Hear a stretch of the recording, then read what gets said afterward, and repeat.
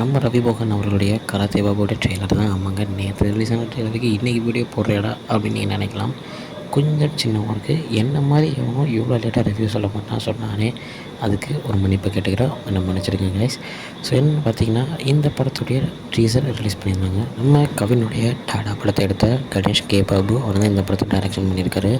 So படத்துடைய backdrop வந்து full and full அரசியல் அப்படின்றத நம்மளுக்கு டைட்டில் ப்ரோமோலே காமிச்சிருப்பாங்க. ஸோ இதுலேயும் அந்த இதை செம்மையாகவே காமிச்சிருந்தாங்க.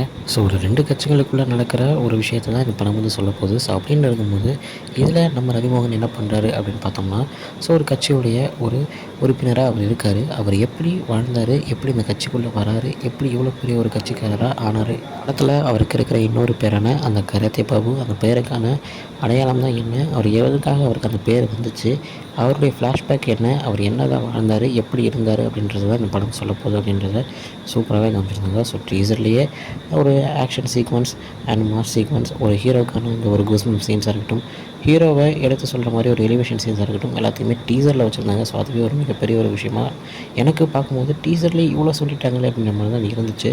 ஸோ இருந்தாலும் படத்துடைய கோர் என்ன அப்படின்றத அவங்க காமிக்கல. ஸோ அந்த வகையில் படத்துடைய கதை இன்னமும் ஒரு எப்படி சொல்லலாம், ஒரு வந்து முடி வைக்கப்பட்டிருக்கு அப்படின்ற மாதிரி தான் சொல்லணும். ஏன்னா இதுதான் கதை அப்படின்றத நம்ம கன்ஃபார்ம் சொல்ல முடியாது. யூஸ்வலாக ஒரு அரசியல் படத்தில் அதை காணிக்கவே முடியாது. அதே மாதிரி தான் இந்த படமும் இருக்கும் அப்படின்னு நான் நினைக்கிறேன்.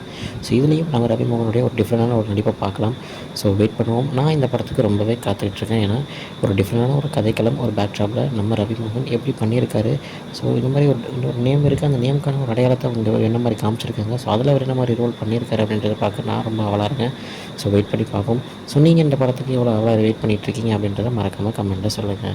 ஓகே ஃப்ரெண்ட்ஸ், இதுதான் இன்றைக்கூட வீடியோவில் உங்களை பார்க்குறேன். அது வரைக்கும் உங்கள் பெறுது உங்கள் ஜஸ்மின்.